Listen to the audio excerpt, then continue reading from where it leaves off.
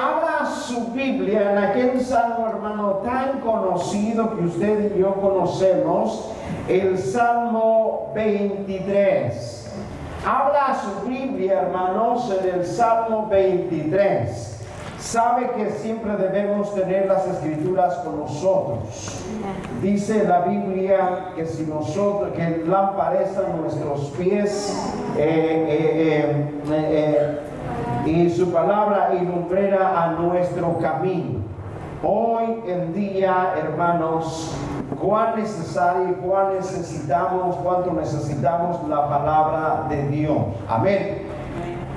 El Salmo 23, hermanos, dice así, de esta manera. Lo tienen todos, hermanos.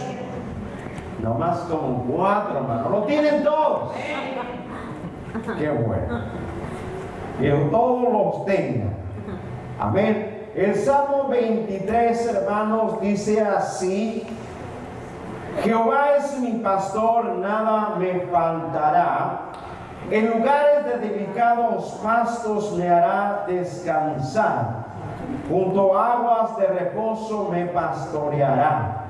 Confortará mi alma, me guiará por sendas de justicia por amor a su nombre. Aunque ande en valle de sombra de muerte, no temeré mal alguno, porque tú estarás conmigo. Tu vara y tu callado me infundirán aliento. Aderezas mesas delante de mí en presencia de mis angustiadores.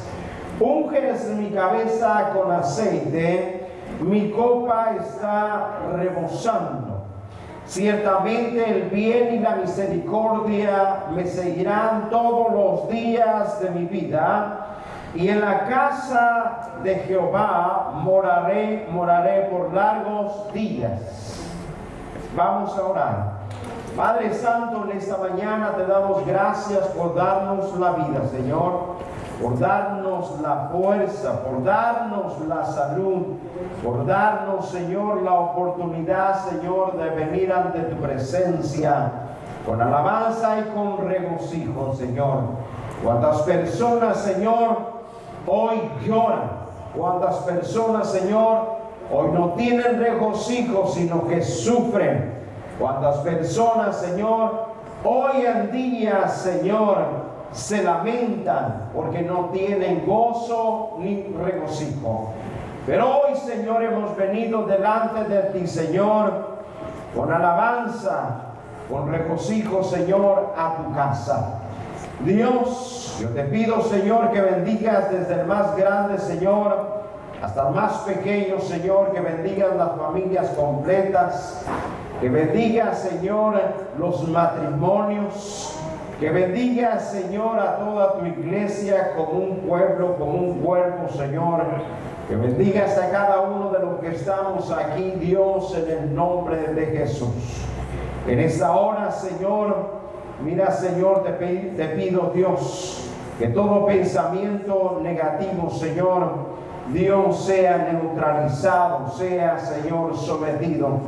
Pierda su fuerza en nuestra mente, Señor, y lo sometemos debajo de tus pies.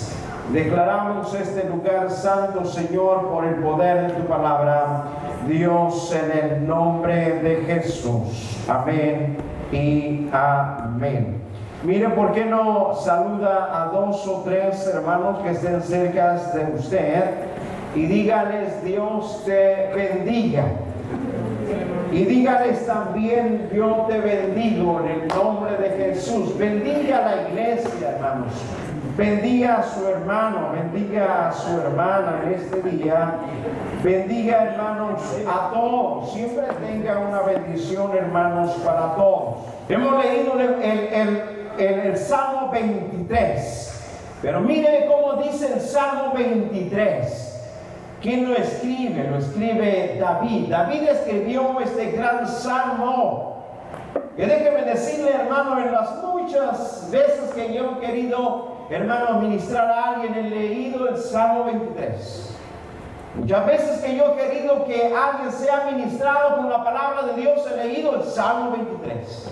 Y se dará cuenta, hermano, que en su casa con sus hijos, cuando hay necesidad, cuando hay temor, queremos que Dios obre, leemos el Salmo 23. Muchos de nosotros, hermanos, tenemos en nuestra casa, a la entrada de la puerta, tenemos el Salmo 23.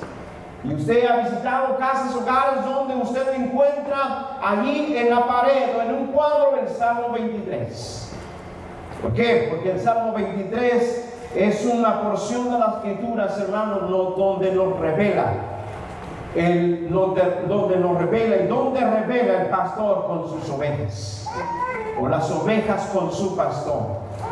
Ahí está, hermano, el trato de un pastor o del pastor del rebaño con su oveja y su oveja con su pastor. En este día quiero compartirles acerca del tema el pastor del rebaño. ¿Quién es el pastor del rebaño? El pastor del rebaño es el Señor Jesús. Es el que nos pastorea, es el pastor del rebaño.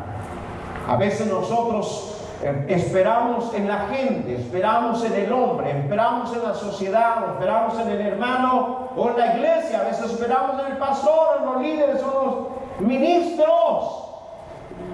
Pero déjeme decirle que el pastor del rebaño es Jesús. Amén.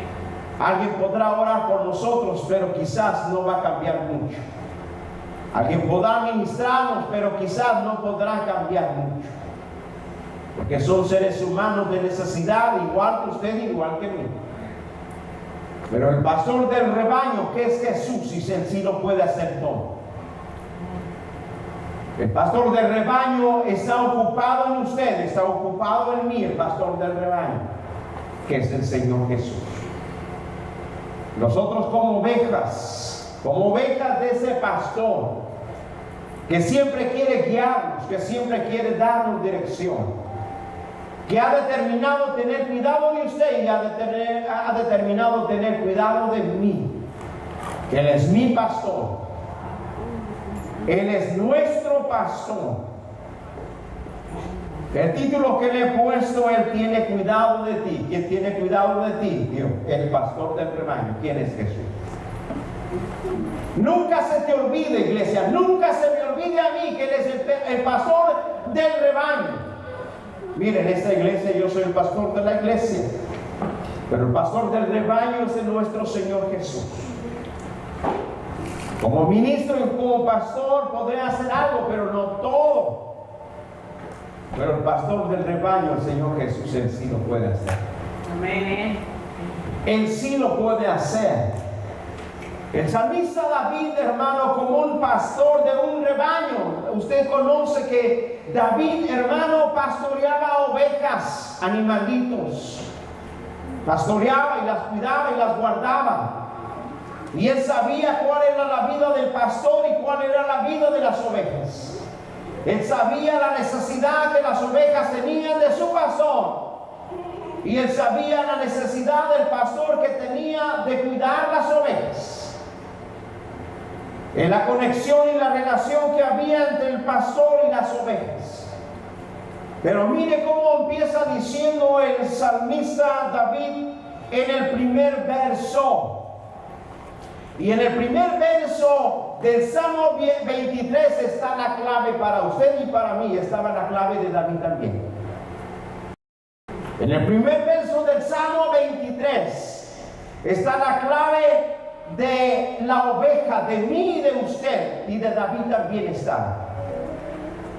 Y nótese cómo empieza a escribir David este gran salmo, este poderoso salmo, esta gran palabra que ahora a muchos de nosotros nos ha comportado el alma, a muchos de nosotros nos ha motivado, a muchos de nosotros nos ha hecho regresar a la fe, a muchos de nosotros nos ha hecho reflexionar, a muchos de nosotros nos ha hecho llorar, a muchos de nosotros nos ha hecho pensar nuevamente y venir en sí mismo.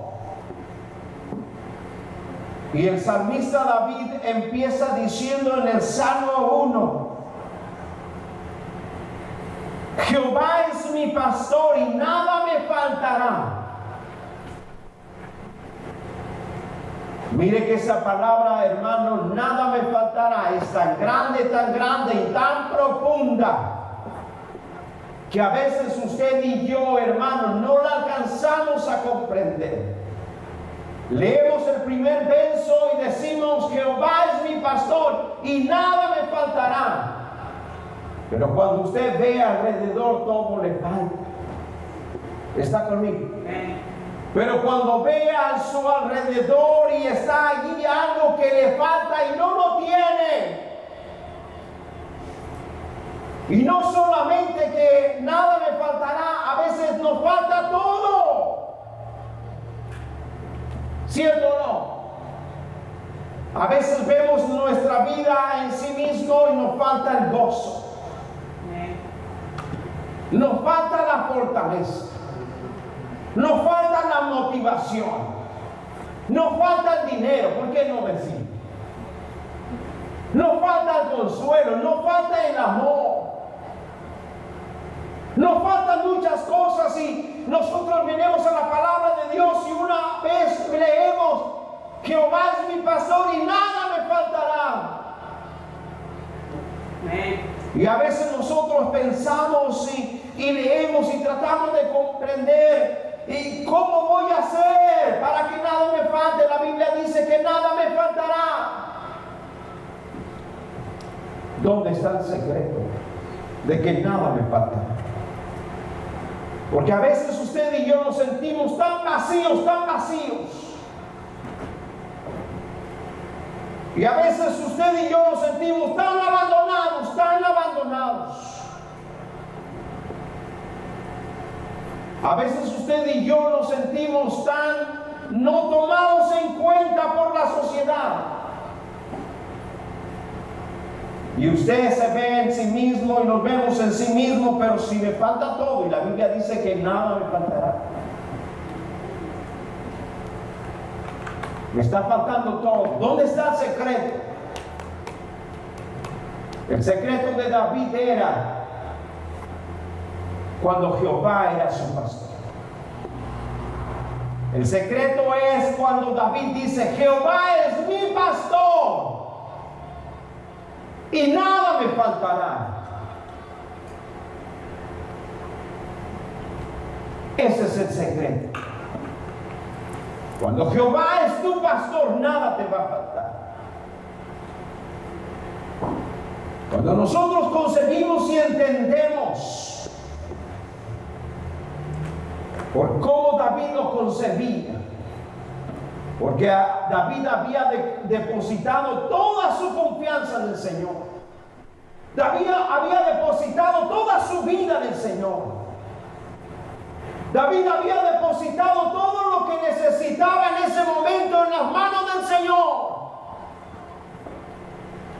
Por eso él dice: nada me faltará, porque en las manos de Dios está lo que yo necesito. Amén, gloria a Dios. ¿Está conmigo? En las manos de Dios está lo que yo necesito, por eso nada me falta. Amén, gloria a Dios. ¿Se acuerda aquella vez que David va a la guerra a enfrentar a Goliat? ¿Se acuerda aquella vez? ¿Se acuerda aquella vez cuando enfrenta a Goliat? ¿Qué dice David?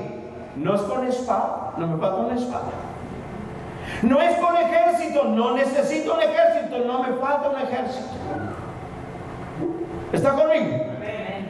Saúl le pone la armadura a David y David empieza a caminar. Le dice David a Saúl: ¿sabes qué? Quítame esto porque esto no me deja caminar. No lo necesito, no me hace falta. Gloria a Dios, amén. Y le dice a Goliat: no es con espada ni con ejército, no necesito una espada, no necesito un ejército. Y David recalcó nuevamente: si no, yo vengo contra ti en el nombre del Señor, porque Él es mi espada, Él es mi ejército, Él es.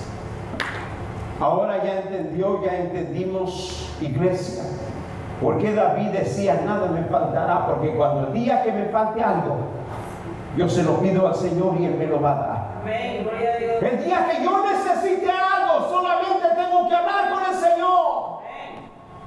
¿Sabe qué? Cuando David iba a la guerra y él estaba confundido y él necesitaba aclarar su mente, en ese momento venía delante del Señor y le decía al Señor: Señor, ¿voy a la guerra, sí o no? Y el Señor le dice: no vayas, no vayas.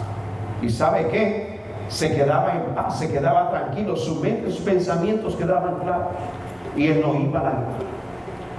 Y venía otra vez y le decía: Señor, voy a la guerra. Y dice el Señor, le decía el Señor: ve a la guerra, porque yo he puesto en tus manos a tu enemigo.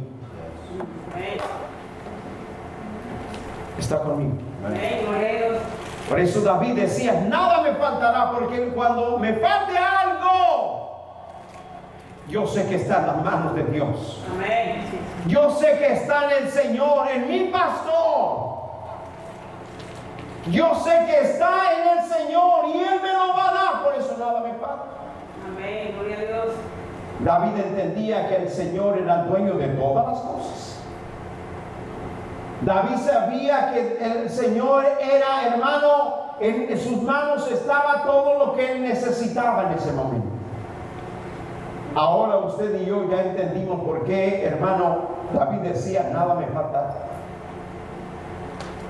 El problema que tenemos nosotros, hermano, que llegamos a pensar que lo que nos falta está en las manos de la sociedad. El problema que tenemos nosotros es que llegamos a pensar que lo que necesitamos está en las manos del gobierno, está en las manos de los patrones, está en las manos de la gente. No, está en las manos de Dios. Está en las manos de Dios. ¿Qué haces tú, iglesia, cuando te falta algo? ¿Qué hago yo cuando me falta algo? A veces nos equivocamos. Déjeme decirle que lo humano, hermano, a veces nos traiciona. A veces lo humano, hermano, nos lleva a que nosotros nos equivoquemos. A veces estamos atemorizados. A veces estamos consumidos. A veces estamos escondidos, limitados. A veces estamos, hermano, comprimidos, aprisionados. ¿Por qué? Porque lo que nos falta, hermano, nosotros pensamos que nos va a consumir aquello que viene con nosotros, contra nosotros. Lo humano nos engaña. Pero David decía: nada me faltará. Y si en un momento te falta algo, pídeselo al Señor, que Él te lo dará. La Biblia dice que toda buena dádiva y todo don perfecto proviene del Padre de las luces. Y aún Santiago decía: si alguno tiene falta de sabiduría, pídala al Señor y el Señor se la dará conforme a su fe. Y Él nos habla y nos dice acerca qué nos va a faltar, aquello que no tenemos, qué me falta. Usted puede preguntarse en ese momento: ¿qué me falta? Oh, no tengo paz. En el tiempo que estamos viviendo, hermano, dentro de la iglesia, y no crea que nomás aquí alrededor del mundo, va a cualquier iglesia, hermano, y encuentra lo mismo. Escucha los testimonios alrededor del mundo, hermano, y está pasando lo mismo. Hay un gran desánimo alrededor del mundo, hay un gran, hermano, desaliento alrededor del mundo, no nomás en usted. ¿Qué es lo que está faltando? Si hay desánimo, ¿qué es lo que está faltando? ¿Qué es lo que le falta? El gozo del Señor. ¿Acaso que nos dice el gozo del Señor es mi fortaleza? Pero a veces, hermano, nosotros pasamos por alto, hermano, y pensamos que por no tener algo estamos desanimados y no sabemos qué hacer. Nos falta algo, hermano, y no lo pedimos. ¿A poco no en la casa, hermano, cuando le falta algo, no le pide a su esposo, mira, tráeme todo eso porque me falta? Amén. Y el esposo obediente no va a traer, al contrario, y va a traer hasta de más. ¿Está conmigo? No va a ser como el esposo de la hermana Lupe. Ay, yo llego a la casa y abro la puerta y la hermana está esperando que yo le dé lo que me pidió por un texto. ¿Y dónde está lo que te pedí, hijo? ¿Qué me pediste? No, pues te mandé un texto para que me trajeras esto. Y hermano, la hermana Lupe, y si me pidió algo que tenía deseo, hermano, ya está casi se está saboreando y yo llego y me ve las manos y ¡no lo trajiste! ¿Qué iba a traer? Lo que te pedí, ¿qué me pediste? Lo bueno, hermano, que el pastor, hermano, del rebaño no es como el pastor de la iglesia manantial de Roma. Mándele un texto y, hermano, el Señor le va a responder bien dado. ¿Está conmigo, hermanos? ¿Qué es lo que le falta? ¿Qué es lo que me falta a mí? Ahí están las manos del Señor. Dice, en delicados pastos y aguas de reposo, dice, me hará descansar.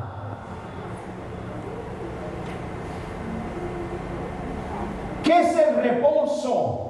Habla de un reposo, hermano, aquí en la palabra de Dios. ¿Qué es el reposo? ¿Sabía cuál es el reposo, hermano? El reposo, hermano, es un descanso. ¿Está conmigo? Pero el reposo es un descanso, hermano, después de una larga jornada de trabajo. Ahí está el reposo.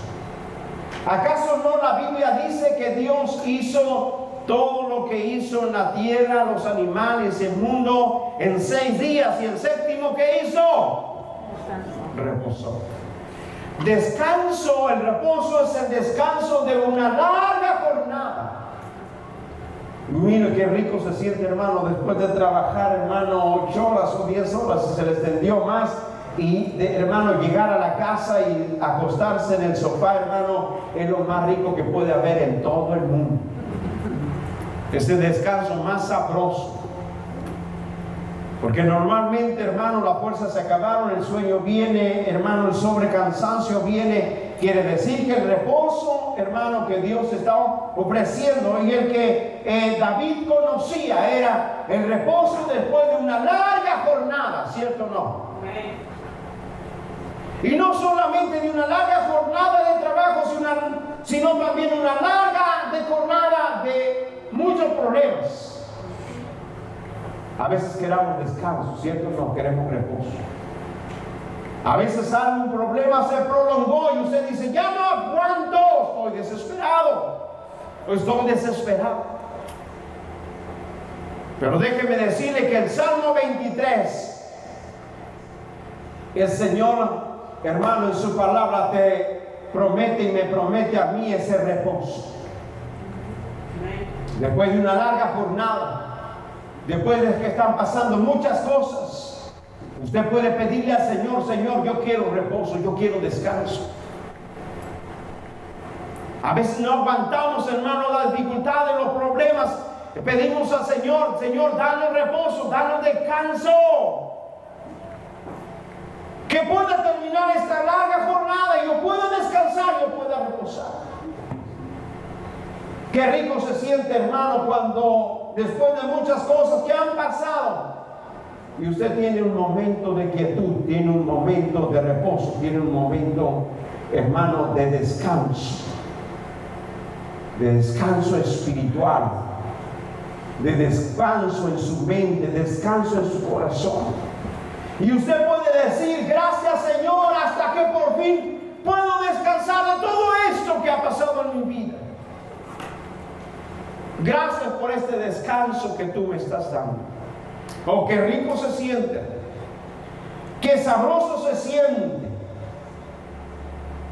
El descanso es el reposo es el descanso después de una larga jornada de trabajo, de una larga jornada de dificultades, y por fin estamos en paz.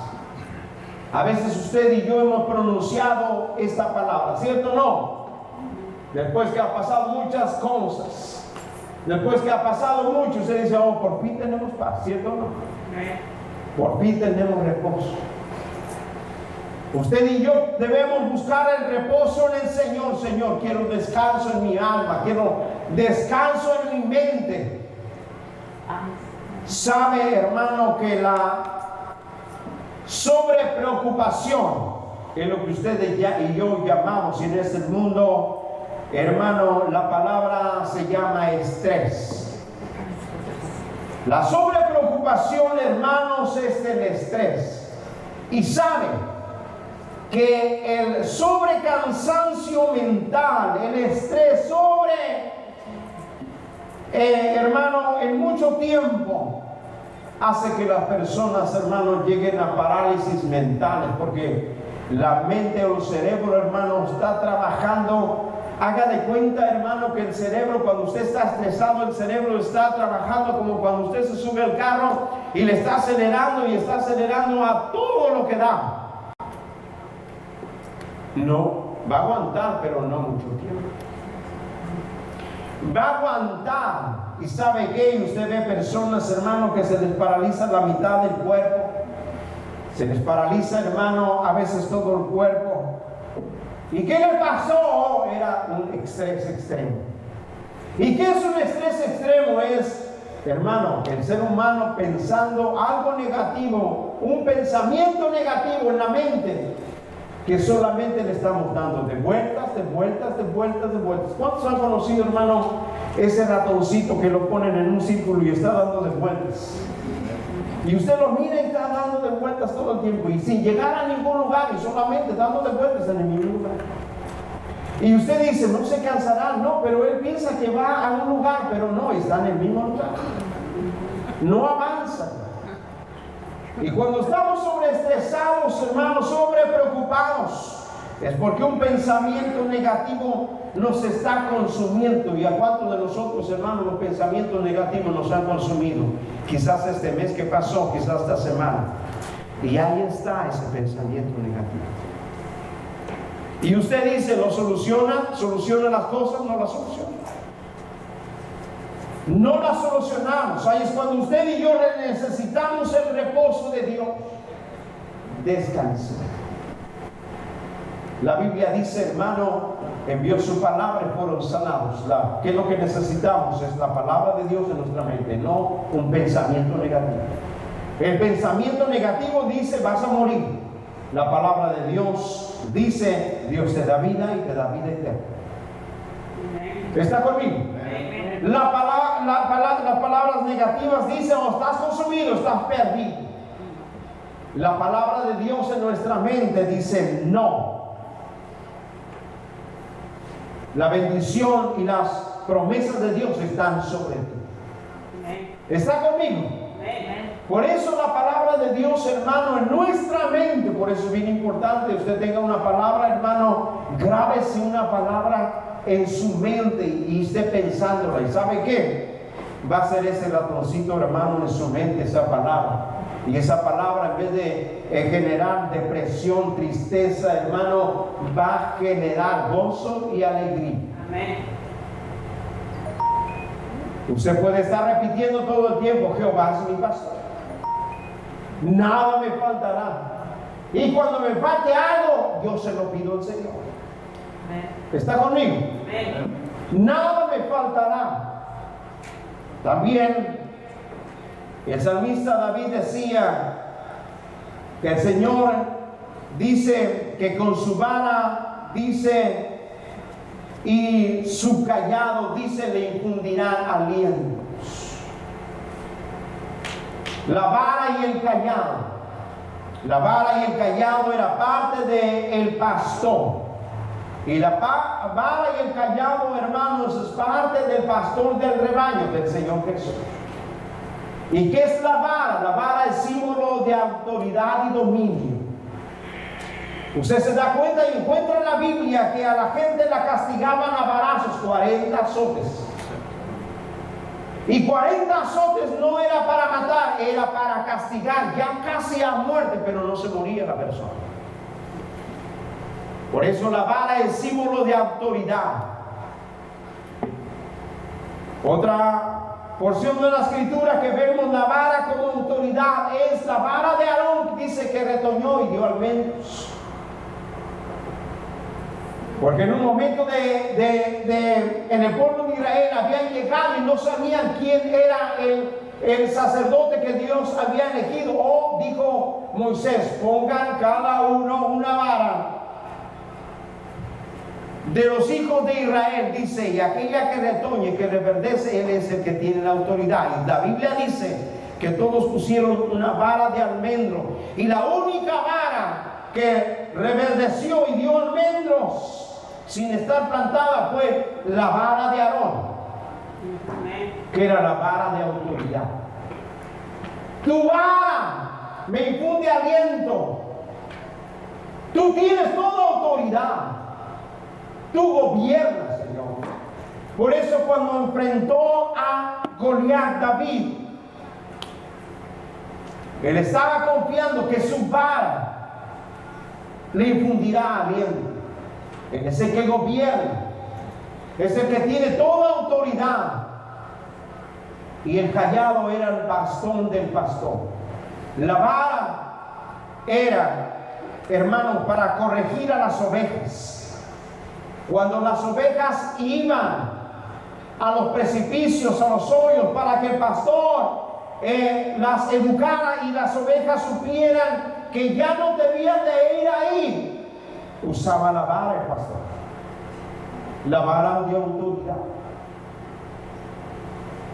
El cayado era para cuando las ovejas caían en el pozo. El cayado normalmente, hermano, el bastón que tiene un arco así. Cuando las ovejas caían en el pozo, el pastor estiraba su bastón, su cayado, y podía agarrar las ovejas de la cabeza o de cualquier parte y sacarlas del pozo. También cuando estaba en el precipicio podía extender el cayado y levantarlas y nuevamente ponerlas en un lugar sólido. ¿Saben? Debemos nosotros, hermano, tener presente eso, que la vara y su cayado nos tienen que infundir alientos. Normalmente dice, cuando pase por sombra de valle de muerte, dice, no temeré mal alguno, porque tu vara y tu cayado me infundirán aliento.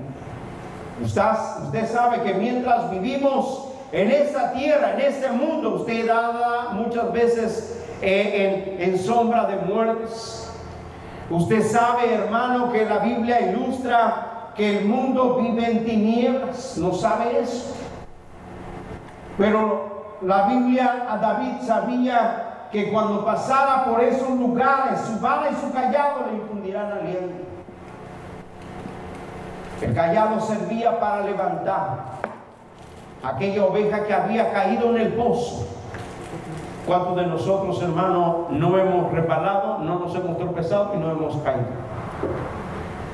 Pero David decía, si caigo y me tropiezo, el Señor me va a levantar con su cayado. Si yo caigo, el Señor me va a levantar con su cayado. A veces nosotros pensamos que porque nos equivocamos hemos caído, o porque hemos tropezado, hermanos, nosotros, hermanos, nos sentimos frustrados.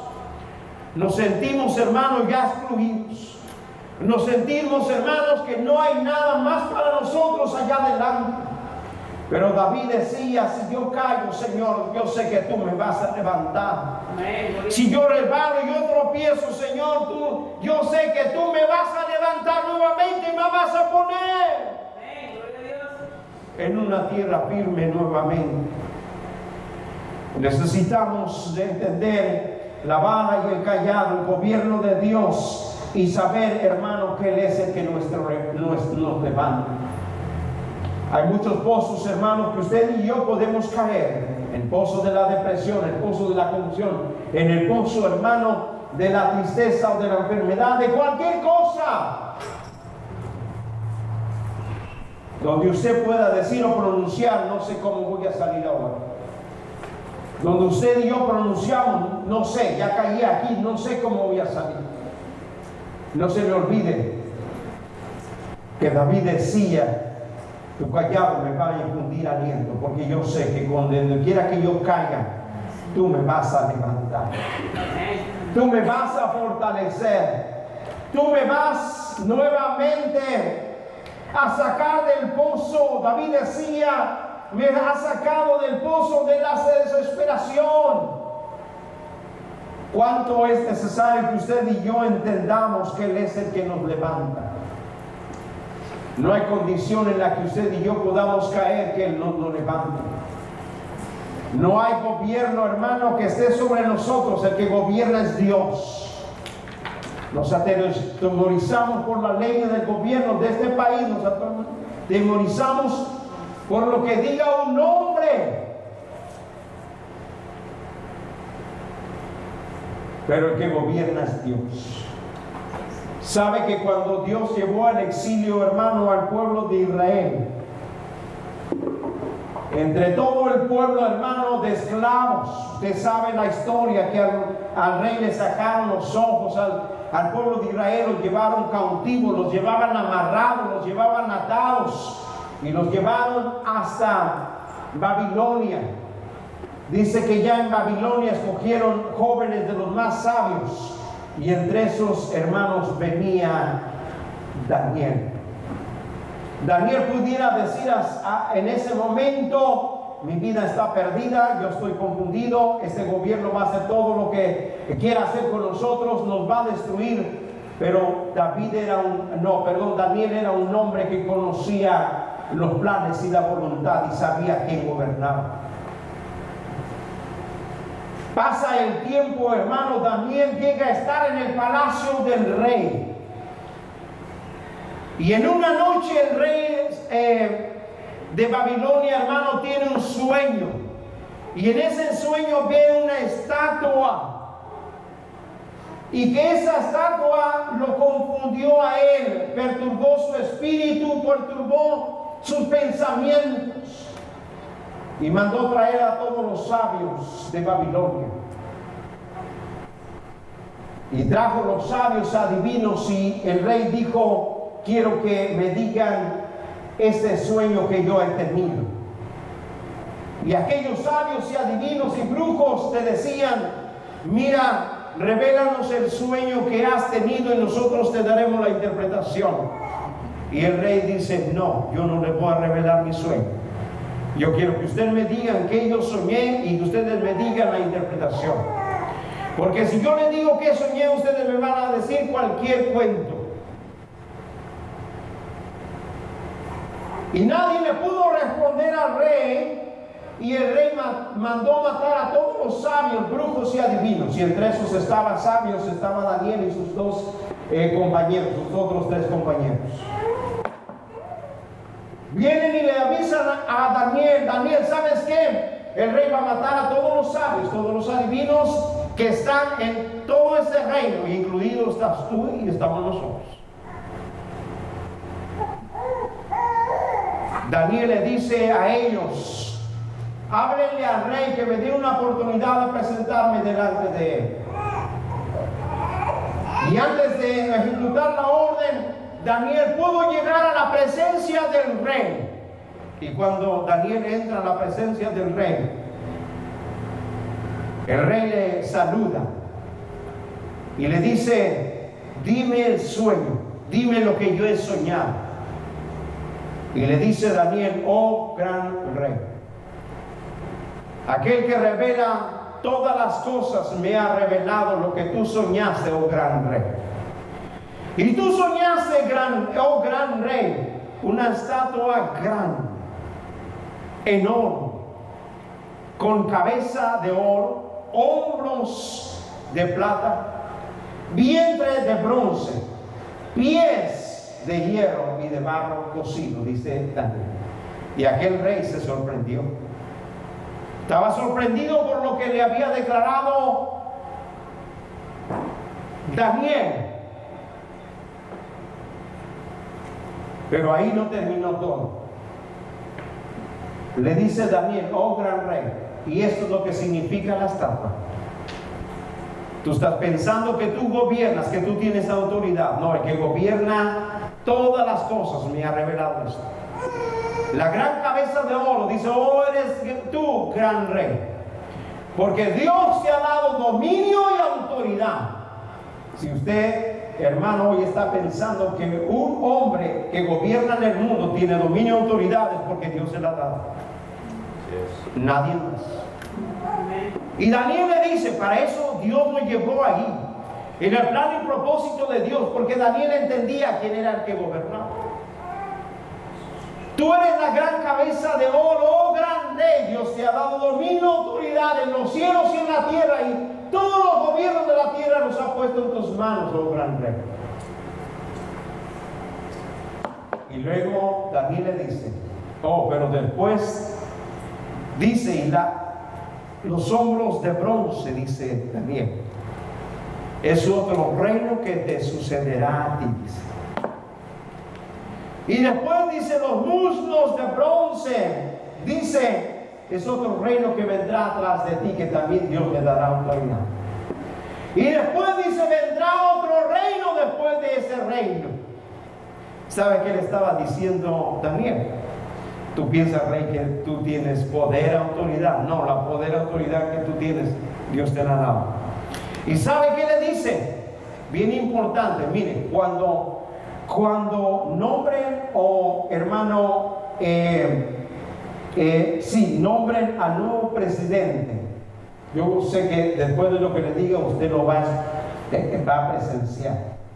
Cuando nombren al nuevo presidente de los Estados Unidos, cuando nombraron al presidente Obama, uno de los predicadores famosos, hermanos, leyó esta porción de la Escritura.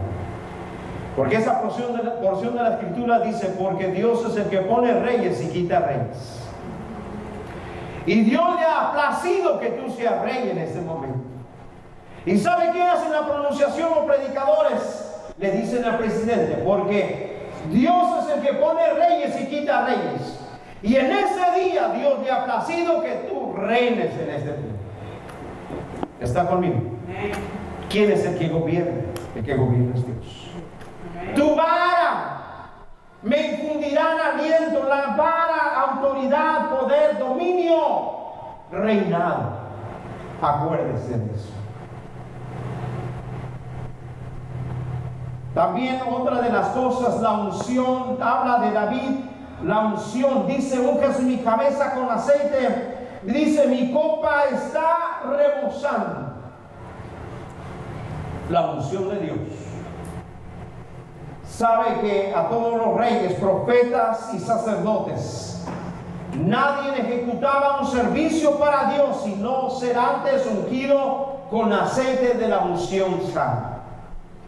Y David entendía cuál era el aceite de la unción santa. Y él decía, unges mi cabeza con aceite, mi copa está rebosando. ¿Y cuál es la unción de Dios? La unción de Dios es el poder del Espíritu Santo. Para que David pudiera reinar, para que David pudiera caminar en los planes y en los propósitos de Dios, él reconocía que la unción de Dios era fundamental para su vida. Era fundamental para él. Unges mi cabeza con aceite, mi copa está rebosando. Él sabía que el poder que tenía era el poder del Espíritu Santo. Hoy usted y yo debemos de entender y saber que el poder que usted y yo necesitamos es el poder del Espíritu Santo sobre nosotros. La unción de Dios. Debemos pedir todo el tiempo la unción de Dios sobre nosotros. La unción de Dios sobre ti, sobre mí, sobre todos. La Biblia dice que la promesa era para los hijos, para los ancianos y para todo aquel que quiera. Y dice que derramaría el Espíritu Santo sobre toda carne. Hoy está necesario, hermano, buscar la unción de Dios, buscar la unción del Espíritu Santo en su vida.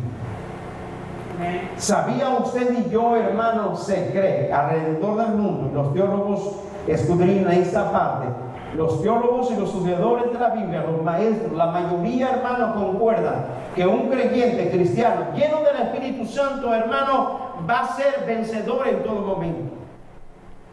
Un creyente cristiano que busca la unción del Espíritu Santo va a resistir las tentaciones. Un creyente cristiano lleno del Espíritu Santo va a resistir todo lo que le venga y va a seguir caminando. Hablamos, hermano, y leemos en Hechos, hermano, que llamaron a hombres para servir las mesas que fueran llenos del Espíritu Santo. Porque Dios, hermano, al principio de la iglesia, a Dios le plació que la iglesia no debía continuar si no era llena del Espíritu Santo. Porque Dios sabía, hermano, que si Dios no nos llena de su Espíritu Santo, habrá un retroceso, retrocederemos. Para someter toda naturaleza humana, para someter toda aquella cosa que viene contra nuestra vida, solamente se necesita el poder del Espíritu Santo, la unción de Dios. La otra cosa, hermano, David decía, el bien y la misericordia me seguirán todos los días de mi vida. Cuando usted y yo hacemos, hermano, al Señor nuestro pastor y Él nuestro pastor, y dejamos que nos guíe, que nos dirija, que nos conduzca, la Biblia dice, Él dice, hermano, el bien y la misericordia me seguirán. ¿Sabía en la Biblia, hermano, que hay cosas que se persiguen? Hay cosas que usted debe de buscar. Pero hay cosas, hermano, que usted no las debe de buscar, sino que hay cosas que le tienen que seguir a usted. La Biblia dice, busca la paz y la santidad, sin la cual verá al Señor. Es lo que tenemos que buscar. La Biblia dice, el que busca encuentra, el que toca se le abre, el que pide recibe. Hay cosas que tenemos que buscar. Pero a diferencia del bien y de la misericordia de Dios, dice David, que el bien y la misericordia de Dios no las tienes que buscar, te tienes que seguir. Cuando el pastor, cuando el Señor es nuestro pastor, nos dejamos guiar por Él, nos dejamos conducir, nos dejamos alimentar, nos dejamos cuidar, nos dejamos, hermano, moldear por el Señor. La Biblia dice, la misericordia y el bien nos van a seguir. De acuerdo a este texto, hermano, la misericordia y el bien no lo sigues tú, no lo buscas, no lo correteas. El bien y la misericordia, dice, te tienen que seguir, es lo que nos sigue a nosotros. Cuando Él es nuestro pastor, cuando nos dejamos guiar. ¿A poco no, hermano, cuando usted y yo nos portábamos bien en la casa, éramos recompensados, ¿cierto o no? Su papá le decía, mi hijo, ven, ten tu domingo porque te has portado bien. El bien y la misericordia, hermano. Cuando no era todo lo contrario, no hay domingo porque te portaste mal. ¿Está conmigo? El bien y la misericordia nos seguirán todos los días de mi vida, dice.